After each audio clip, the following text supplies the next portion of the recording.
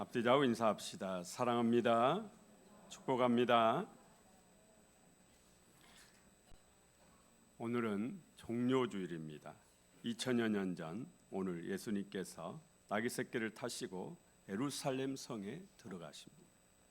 그때 수많은 무리가 예수님을 환호하며 종려나무 가지를 베어서 길에 펴기도 하고 손에 들고 흔들기도 하며 예수님을 환호했다. 호산나 다윗의 자손이여 찬송하리로다 주의 이름으로 오시는 이여 가장 높은 곳에서 호산나 그렇게 외쳤습니다. 마태복음 21장 본문에는 나뭇가지라고 했지만 요한복음 12장 13절에 종려나무 가지라고 그렇게 밝히고 있습니다. 종려나무를 대추야자라고 부릅니다. 아마 여러분 중에 대추야자 열매를 드셔보신 분들도 많이 계실 겁니다. 가나안 땅을 우리가 젖과 꿀이 흐르는 땅이라고 그러는데요, 젖은 염소를 짜서 나오는 염소젖을 말하고 꿀은 이 대추야자 드셔보신 분들 계시죠? 엄청 달잖아요. 저거를 절이면은 꿀처럼 달답니다. 그래서 저것을 말한다. 수많은 무리가 종려나무 가지를 흔들며 예수님을 맞이하는 것을 기념하는 날이 오늘 이 종료주일입니다. 종료주일은 고난주간이 시작되는 주일입니다. 하지만 종료주일은 고난주간에 포함되지는 않습니다. 왜냐? 사순절에 믿음의 선조들이 사순절을 정할 때 사순절 기간 동안에 부활절 전 40일인데 주일을 뺐어요. 주일을. 왜 주일을 빼느냐? 주일은 예수님이 부활하신 날이니까. 그래서 기쁨의 날이고 승리의 날이거든요. 그래서 사순절 고난의 기간 40일 속에 주일을 뺀 겁니다. 주일을 빼고 40일이에요. 종료주일도 역시 주일이기 때문에 고난주간에 들어가지는 않는다고 그렇게 봐야 됩니다. 그래서 월요일부터 토요일까지가 고난주간이에요. 예수님은 일생 동안 예루살렘을 7번 방문하신 것으로 나타나는데 오늘 예루살렘 이 방문이 마지막 7번째 방문입니다. 이 길 끝에 골고다 언덕 십자가가 기다리고 있는 거죠. 예수님은 예루살렘에 들어가실 때 나귀 새끼를 타고 들어가셨어요. 왜 예수님은 나귀 새끼를 타고 예루살렘 성에 들어가십니까? 5절 말씀에 보면은 시온 딸에게 이르기를 네 왕이 네게 임하나니 그는 겸손하여 나귀 곧 멍에 매는 짐승의 새끼를 탔도다 하라 하였느니라. 이 말씀은 스가랴 9장 9절 말씀을 인용한 겁니다. 스가랴 9장 9절에 시온에 따라 크게 기뻐할지어다 예루살렘에 따라 즐거이 부를지어다 보라 네 왕이 네게 임하시나니 그는 공의로우시며 구원을 베푸시며 겸손하여서 나귀를 타시나니 나귀의 작은 것 곧 나귀 새끼니라. 예수님은 성경에 기록된 이 예언의 말씀을 이루시기 위해서 나귀 새끼를 타셨어요. 예수님은 메시아입니다. 이스라엘 백성들이 그토록 기다리던 메시아 구원자예요. 이스라엘 백성들은 수없이 많은 강대국에게 착취를 당하고 억압을 당하고 지배를 당하면서 그 고통 속에서 하나님께 구원자를 보내달라고, 해방자를 보내달라고 그렇게 기도했습니다.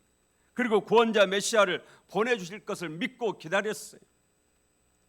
오늘 신실한 크리스찬은 누구나 다 다시 오실 예수님 재림 예수를 기다립니다. 성경 분명히 우리에게 말씀하죠. 예수님이 가시면서 내가 다시 오리라 그렇게 말씀하셨죠. 무엇을 타고 오신다고요? 구름을 타고 오시리라. 그래서 초대교회 성도들은 인사를 마라나타로 인사를 했어요. 주님이 오십니다. 그런 뜻이에요. 서로 만나면 인사를 마라나타 이렇게 인사를 했어요. 뜻이 주님이 곧 오십니다.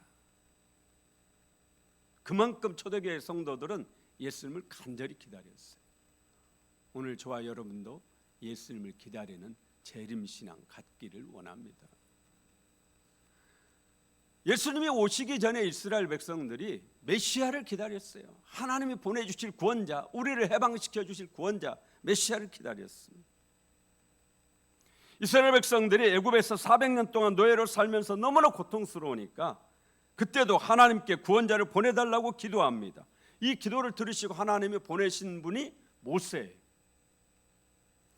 하지만 성경을 읽어보면 이스라엘 백성은 끊임없이 모세를 따라서 출애굽을 하고 광야 길을 가면서도 끊임없이 모세를 오해하고 인정하지 않으려고 그래요. 계속 모세에 대해서 의문을 제기하고 모세를 대적합니다. 그럴 때마다 모세는 하나님의 능력으로 홍해 바다를 가르고 반석을 쳐서 생수가 터지게 하고 수없이 많은 기적들을 일으키며 본인이 하나님이 보내신 구원자라는 것을 분명히 했습니다. 왜냐? 모세를 따라가야 가나안 땅에 이스라엘 백성들이 가기 때문에 그렇게 하고, 하나님께서도 분명하게 모세가 하나님이 선택하신 지도자라는 것을, 구원자라는 것을 분명히 하셨어요. 예수님도 마찬가지입니다. 헬라의 지배를 이스라엘 받았어요. 로마의 지배를 이스라엘이 받았습니다. 계속적인 이방인들의 지배로 짓밟힌 이스라엘 백성들이 하나님께 구원자 메시아를 보내달라고, 메시아라는 뜻이 기름 부음을 받은 자 그런 뜻이거든요. 하나님이 기름 부어 세운 메시아 구원자를 보내달라고 계속 기도했습니다. 이 기도를 들으시고 하나님께서 하나밖에 없는 독생자 외아들을 이 땅에 보내주셨는데 그분이 바로 예수 그리스도입니다. 그런데 모세 때와 똑같이 이스라엘 백성들은 끊임없이 하나님 보내신 메시아를 의심하고 또 의심해요. 심지어 세례 요한까지도 사람을 보냈어. 당신이 오실 그 메시아가 분명합니까? 이렇게 물어봐요. 그때마다 예수님은 하나님의 기적으로 이들에게 당신이 메시아라는 것을 분명하게 알리셨어요. 오늘 예수님이 예루살렘 성에 들어가실 때 나귀새끼를 타신 것도 당신이 메시아라는 사실을 그 자리에 있는 이스라엘 백성들에게 분명하게 알리시는 거예요. 왜냐? 모세를 따라가야 가나안 땅을 갈 수 있듯이 예수님을 따라가야 영적인 가나안 어디를 갈 수 있기 때문입니까? 천국을 갈 수 있기 때문에 그런 겁니다. 스가랴 선지자는 예수님이 탄생하시기 약 500년 전 사람이에요. 스가랴서는 스가랴 선지자가 썼잖아요. 스가랴 선지자가 스가랴 9장 9절에 500년 후에 오실 예수님에 대한 예언의 말씀을 기록해 놓은 겁니다. 시온에 따라 크게 기뻐할지어다, 예루살렘에 따라 즐거이 부를지어다. 보라, 네 왕이 네게 임하시나니 그는 공의로우시며 구원을 베푸시며 겸손하여서 나귀를 타시나니 나귀의 작은 것 곧 나귀 새끼니라. 그러므로 예수님 반드시 예루살렘 성에 들어가실 때 나귀 새끼를 타셔야 돼요. 말 타고 들어가면 메시아입니까? 아닙니까? 메시아가 아닌 거예요. 왜냐? 메시아는 반드시 뭘 타고 들어가도록 성경에 예언되어 있어요. 나귀 새끼를 타고 들어가도록 되어 있어요. 이 유대인들은 스가랴 9장 9절 말씀을 잘 알고 있습니다.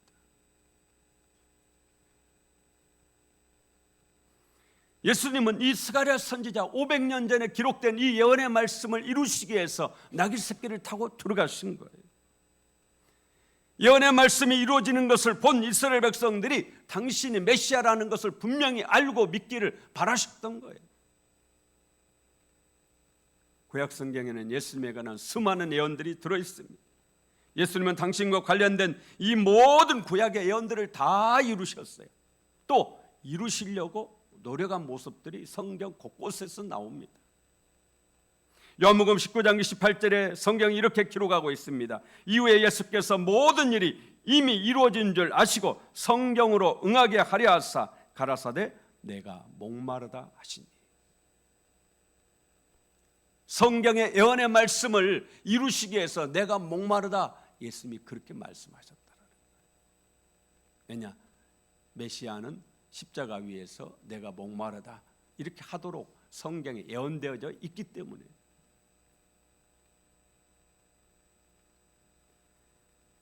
성경에 나오는 모든 메시아에 관련된 예언을 예수님은 100% 성취하셨어요. 이루셨어요. 0.01%라도 이루지 못한 것이 있다면 예수님은 메시아가 아닙니다. 그리스도가 아닌 거예요. 100%. 100% 구약 성경에 기록된 메시아에 대한 예언을 예수님이 이루시는 겁니다. 예수님은 진짜 하나님이 보내신 구원자 메시아인 줄로 믿습니다. 그러므로 그 누구도 자신이 메시아라고 그렇게 말하는 사람들은 다 가짜입니다. 오늘날 자칭 메시아가 엄청 많잖아요. 우리나라에만 해도 40명이 훨씬 넘는다고 그러죠. 내가 메시아라고. 신천지 이만희도 본인이 메시아라고. JMS 정명석이도 본인이 메시아라고. 문선명이도 본인이 메시아라고 그래요.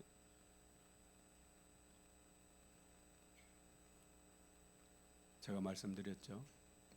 계림동에서 모닝차 뒤에 거기다가 본인이 제리매수라고 제리매수 딱 이렇게 써서 붙이고 모닝차 타고 다니는, 광주에도 그런 분이 있습니다. 제가 누군지는 모르지만 본인이 제리매수라고 하는 사람이 광주에도 있더라고요. 광주에도. 다 가짜입니다. 왜냐? 예수님이 진짜이기 때문에.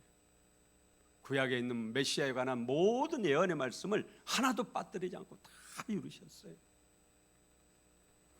스가랴 선지자는 메시아이신 예수님이 나귀 새끼를 타시는데 겸손하셔서 나귀의 작은 것 곧 나귀 새끼를 타실 것이라. 그리고 예수님은 실제로 나귀 새끼를 타시고 예루살렘 성에 들어가셨습니다. 예수님은 왕으로 오셨어요. 5절 말씀에 시온의 딸에게 이르기를 네 왕이 네게 임하나니 그는 겸손하여 나귀 곧 멍에 매는 짐승의 새끼를 탔도다 하라 하였느니라. 요한복음 12장 13절에 종려나무 가지를 가지고 맞으러 나가 외치되 호산나 찬송하리로다 주의 이름으로 오시는 이 곧 이스라엘의 왕이시여. 예수님을 맞이하던 그 이스라엘 백성들이 예수님에게 이스라엘의 왕이시여 찬송하리로다 그랬다라는 거죠. 9절 함께 읽습니다. 앞에서 가고 뒤에서 따르는 무리가 소리 높여 이르되 호산나 다윗의 자손이여 찬송하리로다 주의 이름으로 오시는 이여 가장 높은 곳에서 호산나 하더라. 아멘. 이 말씀 속에 정말 많은 비밀들이 들어있더라고요. 호산나라는 뜻은 구원해 주소서 그런 뜻입니다. 주님 우리를 구원해 주소서. 오 구하소서 그런 뜻이에요. 그러면 호산나 다윗의 자손이여 무슨 뜻이에요? 우리를 구원해 주십시오. 다윗의 자손이요. 다윗의 자손이 왕이라는 뜻이에요. 다윗이 왕이니까. 왕은 계속 대물림하잖아요. 하나님께서 다윗에게 몇 대의 복을 약속하셨어요? 1000대의 복을. 영원한 왕위를 약속하셨어요. 그러므로 다윗의 자손 그러면 이스라엘 나라에서는 왕이시다 이런 뜻을 가지고 있어요.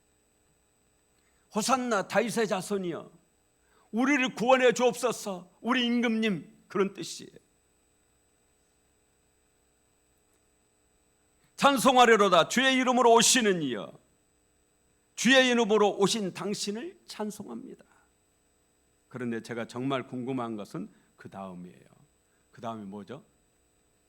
가장 높은 곳에서 호산나. 가장 높은 곳이 어딜까요? 가장 높은 곳이 어디예요? 하늘이죠. 천국.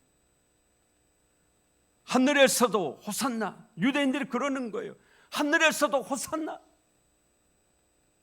하늘에서도 우리를 구원해 주셨어. 예수님께 그런 거예요. 예수님께. 하늘에서도 우리를 구원해 주셨어. 예수님이 누구라는 거예요? 하나님이라는 거죠. 그렇잖아요.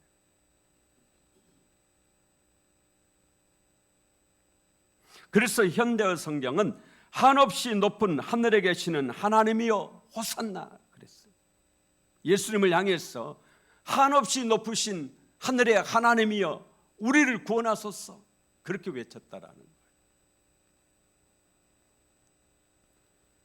그러니 유대인들이, 그 자리에 있던 유대인들이 나귀 새끼를 타고 오신 예수님을 향해서 소리를 지르는데 뭐라고 소리를 지르냐? 하나님 우리를 구원해 주옵소서, 그렇게 외쳤다라는 겁니다. 이 유대인들의 외침이 저와 여러분의 외침이기를 원합니다. 하늘에 계셔야 될 하나님께서 인간의 몸을 입고 이 땅에 오셨어요. 가장 높이 계신 분이 가장 낮은 곳까지 당신을 낮추셨어요. 그분이 바로 예수 그리스도입니다. 그러니 예수님보다 더 겸손한 분이 누가 있겠어요? 만물보다 더 높으신 분, 가장 높으신 분, 지극히 높으신 분, 그 하나님께서 가장 낮은 곳 이 땅에 내려오셨어요. 그렇게 당신을 낮추신 겁니다. 죽기까지 낮추셨어요. 그래서 예수님을 겸손의 왕이라고 그렇게 부릅니다. 우리도 이 예수님처럼 더욱 겸손해지기를 원합니다. 우리 자신을 항상 낮추고 또 낮추고, 남들이 좀 무시해도 신경 쓰지 마세요. 성경이 분명히 약속하고 있잖아요. 하나님 약속해요. 너희를 낮추라. 그래야 내가 너희를 높이리라. 할렐루야. 여러분이 낮추시면 하나님이 높여주신다. 사람들이 나를 무시한다고 안 낮추는 분, 그런 분이 있는데 그거 세상적인 생각이에요. 여러분 자신을 낮추고 또 낮추면 하나님이 높여주십니다. 마지막으로 예수님은 평화의 왕으로 오셨기에 나귀 새끼를 타셨어요. 전쟁할 때는 말을 탑니다. 평화의 시대에는 나귀를 탔어요. 예수님은 예루살렘 성에 들어가실 때 나귀 새끼를 타고 들어가셨습니다. 유대인들은 예수님이 군대를 동원해서 로마 군대를 몰아내고 이스라엘의 독립을 가져다 줄 그런 왕으로 원했지만, 그렇게 기대했지만, 그래서 열광적으로 환호하면서 예수님을 맞이한 거예요.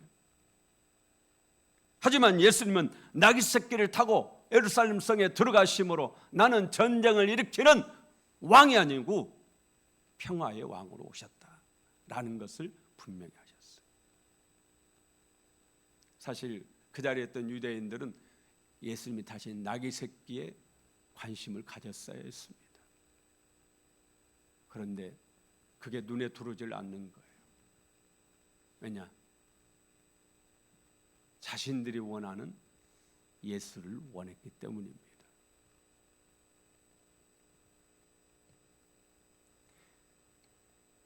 나귀 새끼 타신 그 이유, 왜 나귀 새끼를 타고 오실까? 거기에 관심을 가졌어야 돼요. 스가랴 9장 예언의 말씀도 있잖아요. 관심 가졌어야 돼요. 이 중에는 율법사들도 있고 바리새인도 있고 서기관도 있습니다. 이 사람들은 구약 성경을 줄줄줄 외는 사람들이에요. 다 알고 있습니다. 그런데 그들은 거기에 관심 갖지 않아요. 유대인들은 예수님이 자신들이 원하는 예수이기를 원했습니다. 자신들을 예수님께 맞춰야 되는데 예수님을 자기들에게 맞추려고 해요. 그들에게 예수님은 로마로부터 나라를 독립시켜줄 정치적인 메시아이어야 했습니다. 군대를 소집해가지고 모집해서 로마 군사들을 물리치고 이 나라를 독립시켜줄 그런 메시아이어야 했어요. 그런데 그게 아니라는 사실을 아는 순간 완전히 돌변해서 이제는 예수님을 십자가에 못 박으라고 그렇게 외치기 시작하는 겁니다. 여러분은 어떻습니까? 혹 여러분 자신이 원하는 예수님을 바라고 있지는 않습니까? 나를 예수님께 맞춰야 되는데 예수님을 나에게 맞추려고 하고 있지는 않습니까? 하나님의 뜻을 따라야 되는데 하나님의 뜻을 내 뜻에 맞추려고 하고 있지는 않습니까? 내 뜻대로 안 된다고 불평하고 원망하고 그러고 있지는 않습니까? 예수 믿는 사람은 하나님 뜻을 따르는 사람이에요. 그런데 내 마음대로 내 뜻대로 안 된다고 자꾸 고집하고 불평하고 그런다면 여러분도 이 유대인들하고 하나도 다를 바가 없어요. 얼마 안 있으면은 확 돌변해서 예수님을 부인하고 예수님을 죽이라고 고래고래 악을 쓰고 소리를 지르게 될 겁니다. 예수님처럼 하나님 말씀을 이루어지게 하는 그런 삶을 살기를 원합니다. 예수님처럼 겸손한 삶을 살기를 원합니다. 예수님처럼 평화의 사람으로 살기를 원합니다. 이 한 주 동안 지낼 때 용서할 사람은 용서하고 덮어줄 사람은 덮어주고 화해해야 될 사람은 화해하고 그리고 나서 돌아오는 부활주일에 와서 부활의 주님을 만나는 저와 여러분 되기를 원합니다.